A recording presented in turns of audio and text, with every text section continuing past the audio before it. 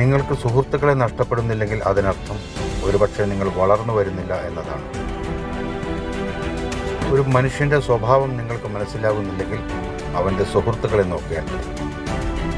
ആരും നിങ്ങൾക്കായി നിലകൊള്ളാത്തപ്പോൾ നിങ്ങൾ പൂർണ്ണ ആർജവത്തോടെ നിങ്ങൾക്കായി നിലകൊള്ളണം. ആളുകൾ എന്തു വിചാരിക്കും എന്നതിനെക്കുറിച്ച് നിങ്ങൾ എപ്പോഴും ചിന്തിക്കുകയാണെങ്കിൽ നിങ്ങൾക്ക് ഒരിക്കലും സന്തോഷിക്കാൻ കഴിയില്ല. നിങ്ങളുടെ യാത്രയുടെ തുടക്കത്തിൽ ആരും നിങ്ങളെ പിന്തുണക്കാൻ ആഗ്രഹിക്കുന്നില്ല. എന്നാൽ ഒരിക്കൽ അവർ നിങ്ങളുടെ വിജയം കണ്ടാൽ എല്ലാവരും നിങ്ങളെ സുഹൃത്തുക്കളാക്കാൻ വരും. ജീവിതത്തിൽ ഒരിക്കലും കുറുക്കുവഴി സ്വീകരിക്കരുത്.